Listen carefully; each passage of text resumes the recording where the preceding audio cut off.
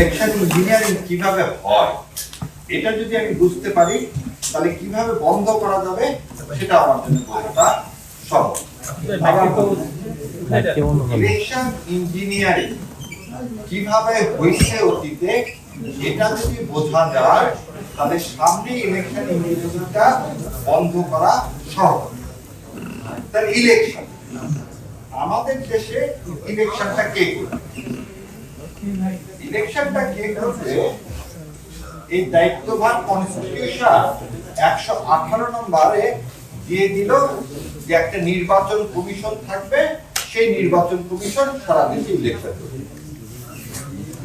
এই 118(4) বলতেছে নির্বাচন কমিশন দায়িত্ব পালনের ক্ষেত্রে স্বাধীন থাকিবে এবং কেবল এই সংবিধান ও আইনের অধীনে থাকিবে।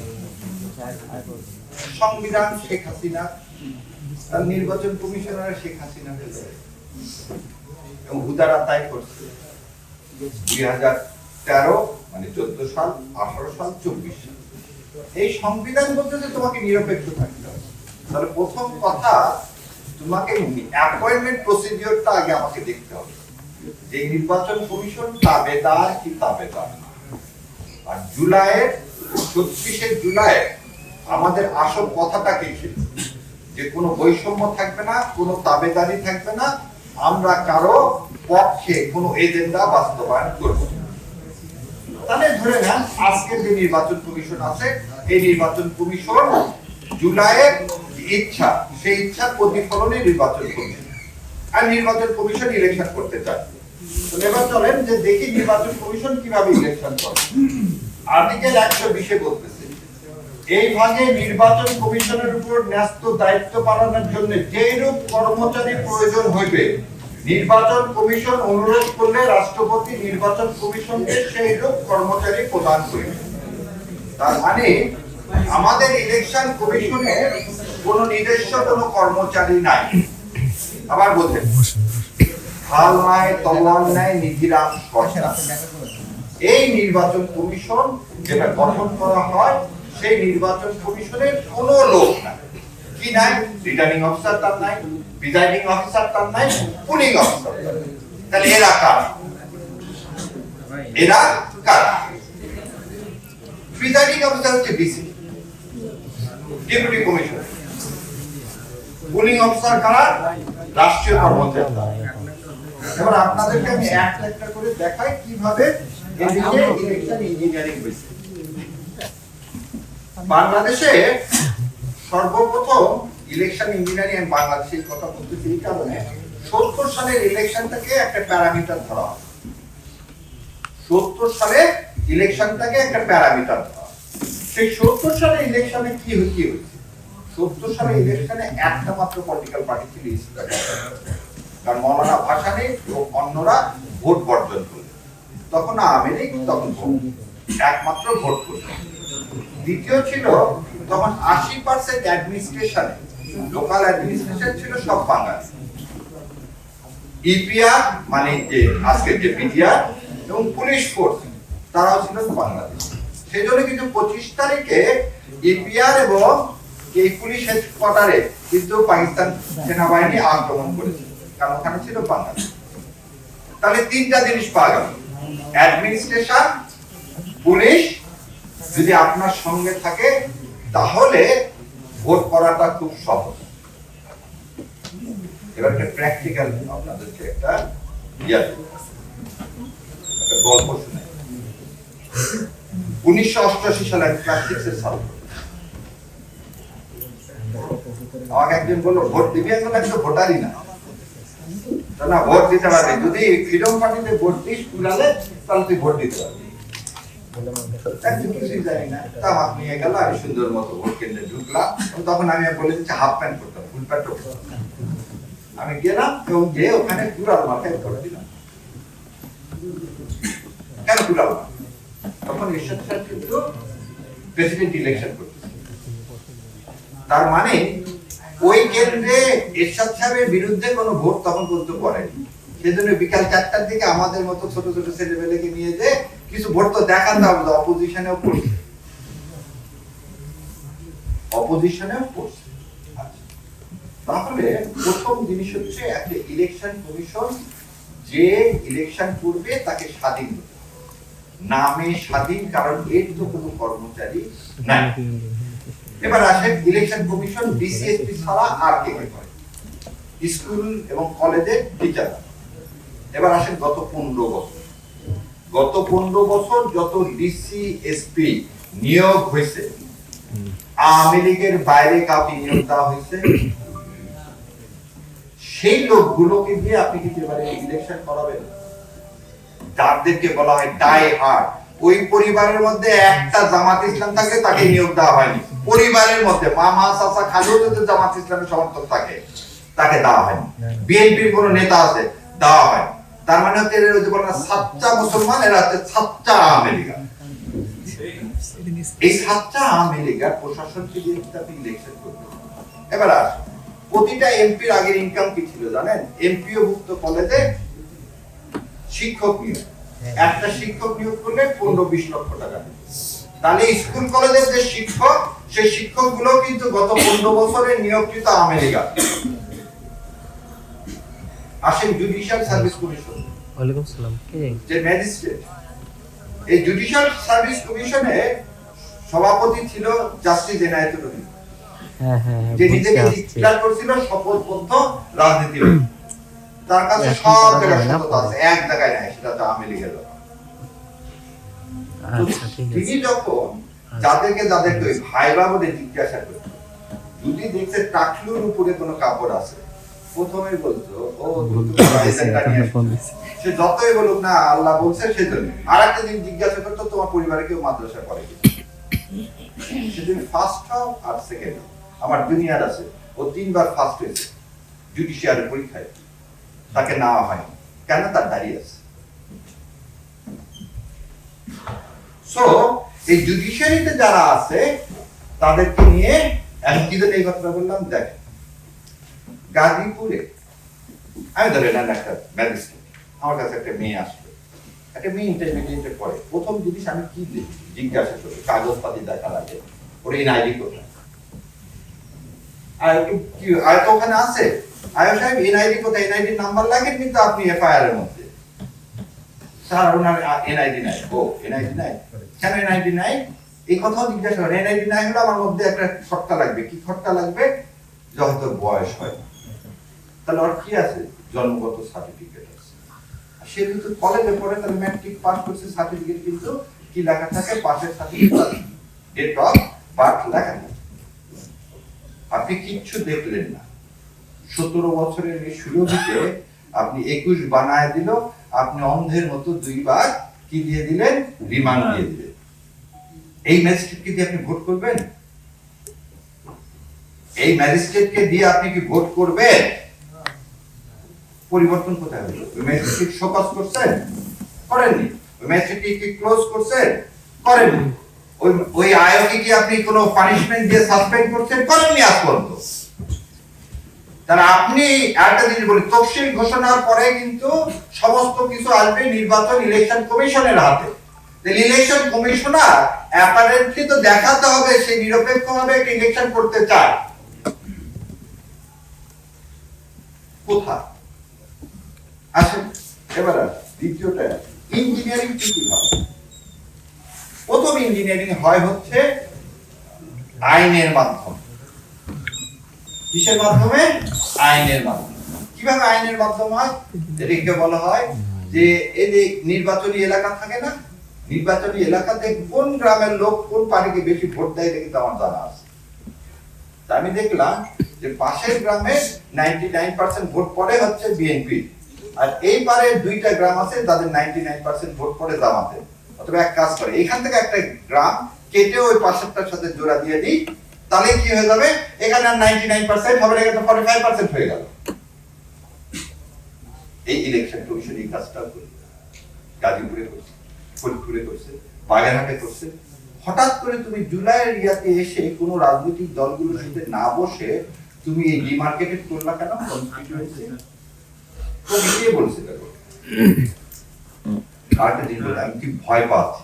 আমি বলতেছি এইগুলো জিনিস আমাদেরকে ফেস করে, আমার ভাই যেটা বললো যে ডাকসু আর ন্যাশনাল ইলেকশনের মধ্যে কি পার্থক্য সেইগুলো একটা একটা করে দেখাচ্ছি। তাহলে আইনের মাধ্যমে আপনি এটা করবেন। আইনের মাধ্যমে আরেকটা কি করা যায়, ভোটার রেজিস্ট্রেশন। আজকে ভোটার রেজিস্ট্রেশন নতুন করে ভোটার হালনাগাদ করা হয়েছে, খুব ভালো কথা। আপনি 1% কেন রাখলেন ইন্ডিপেন্ডেন্ট ভোটারের ক্ষেত্রে? 1% কেন রাখলেন?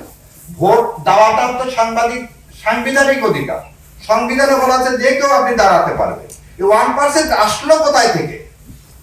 1% আসলো, একটু বিউটিটা আসলো এই 72 সালে শেখ সাহেবের করা।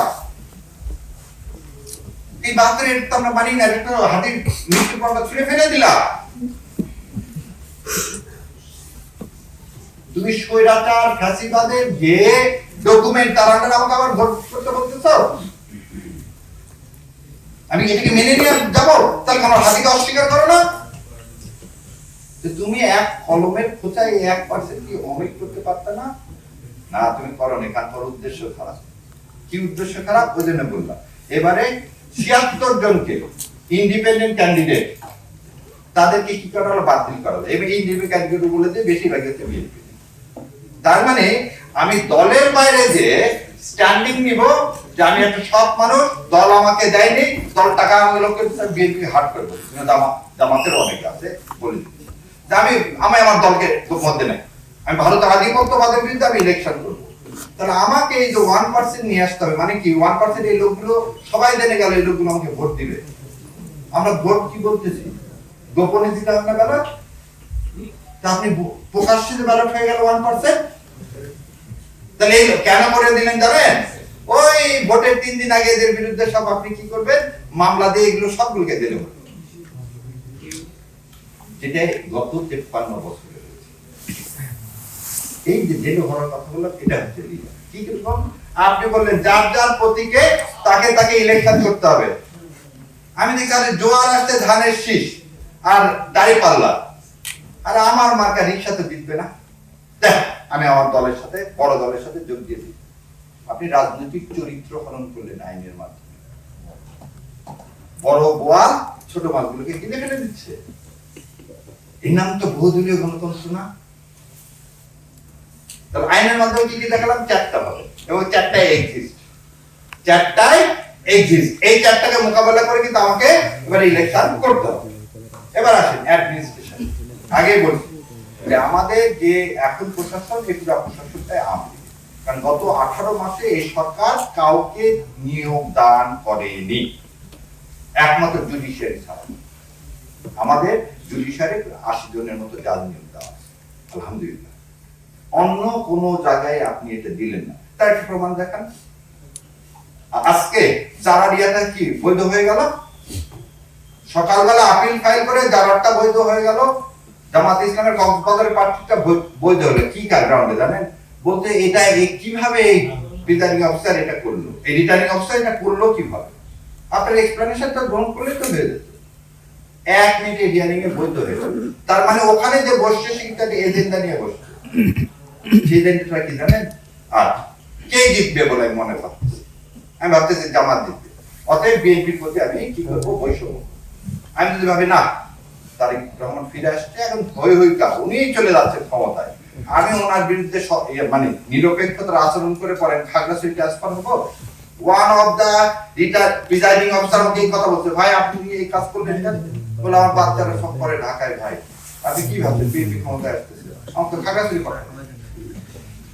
তার মানে এই 36শে জুলাইয়ের যে মানসিকতা, আমাদের বিপ্লবের যে মানসিকতা, আমাদের রক্তের যে মানসিকতা, ওনার ট্রান্সফারের কাছে কোনো মূল্য নাই। আপনি মানসিকতা পরিবর্তন করতে পারেনি। এদেরকে ধাক্কা দিয়ে ফেলে দেওয়া উচিত ছিল সেদিন। এই ব্যর্থতার জন্য আজকে এই প্রতি মুহূর্তে এখনো মানুষের মধ্যে সংশয়, ইলেকশন হবে কি হবে। আপনি কালকে 10টা পুলিশ দিবেন, কাউকে একটা দিবেন না, তা হবে না, তা হবে। যদি এটা করেন তাহলে বোঝা যাচ্ছে আপনার নিয়ত কিন্তু পরিষ্কার না।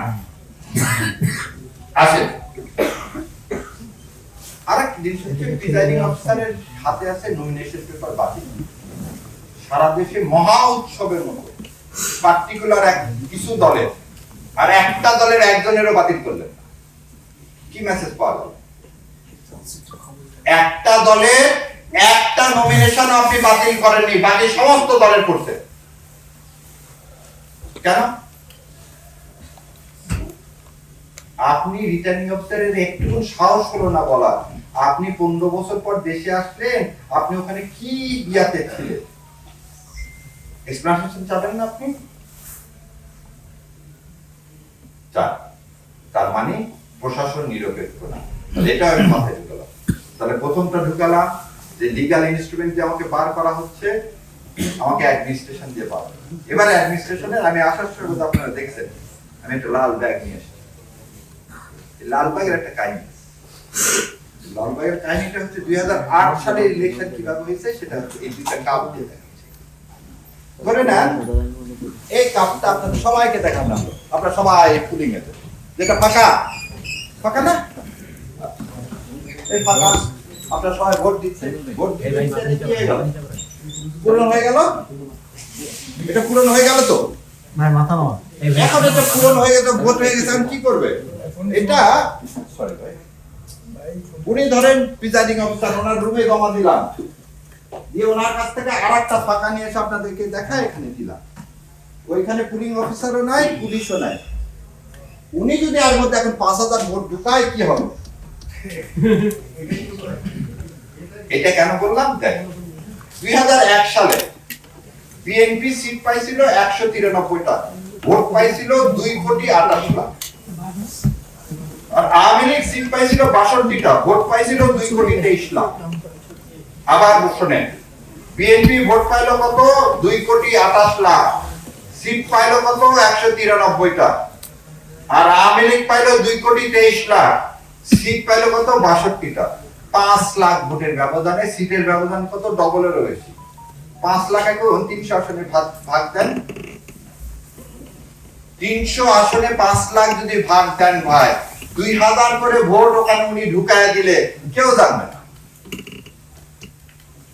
জানবে? আমি তো মুখটা কাপড় দিয়ে পেঁচানো হয় কখন? যখন এটা ডিসি সাহেবের কাছে পাঠানো হয় গণনার পরে। এটা তো আমি গণনার আগে ওনার কাছে দিলাম।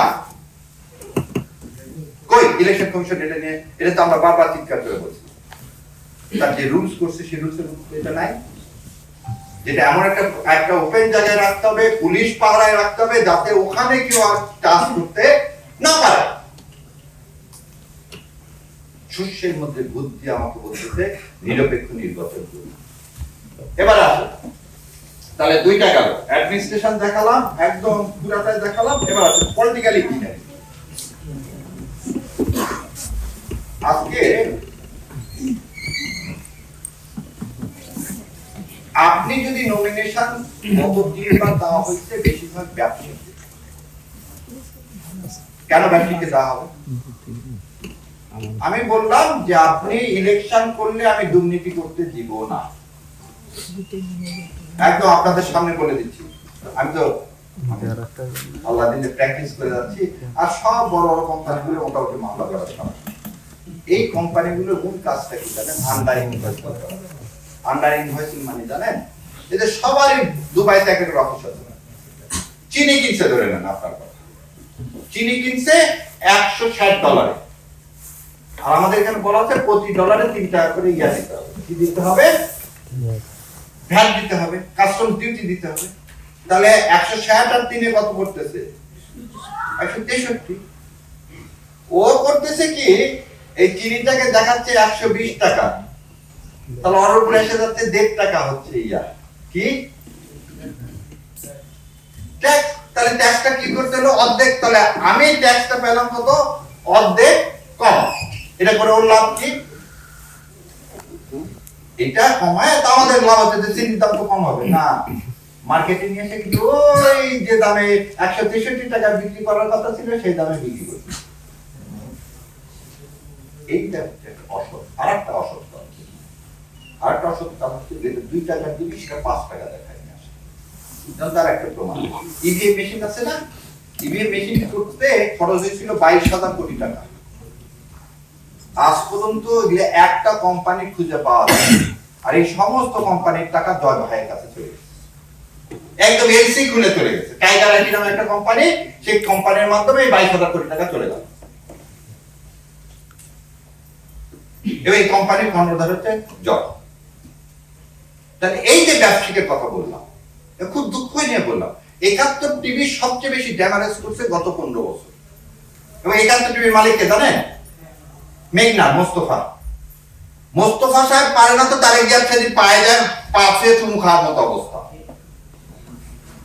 কেন? কারণ তুই অপরাধী, তাই কি ধরলেন আপনি গত 18 মাসে? সে যখন আপনার ইলেকশনে টাকা ঢালবে, যখন আপনার সাথে দেখা করবে, তখন কি খাস নিয়তে আসবে? খাস নিয়তে আসবে না। তাহলে যে লোক টাকা ঢালবে, সে টাকা তো আপনাকে বন্ধ করতে হবে, সেই টাকা বন্ধ করতে হবে। এই টাকাটা বন্ধ করা যাবে কি? এই তো আপনাদের আয়োজন। অতএব ওই আগে একটা অ্যাডভার্টাইজমেন্ট দেখাতো, ভোটের আগে স্প্রাইট খাইছে, ভোট থেকে ফিরে এসে এমনি নরমাল পানি খাইছে। ভোটের আগে যদি স্প্রাইট খেতে যাও, তাহলে কিন্তু তোমাকে রক্ত চুষে খাবে, ওই যে টিচার হিসেবে অ্যাপয়েন্টমেন্ট দিয়ে যে ঘুষ খাবে, কারণ তুমি এই তাই তো ভোটের আগে ঘুষ খাবে। তাহলে আমাকে কি জনমত তৈরি করতে হবে? যে লোক টাকা ঢালবে তাকে বর্জন করতে হবে, যে ব্যবসায়িক টাকা ঢালবে তাকে বর্জন করতে হবে, যে দেশকে অন করে না, দেশের শত্রু গণশত্রু, এটা তালিকা করে ব্যবসায়িকদেরকে এবং প্রশাসনে যারা আছে সেই তালিকা খুলে দিতে হবে। তবেই না ইনশাল্লাহ এদেশে ওনারা কোনো খারাপ কাজ করার সুযোগ পাবে।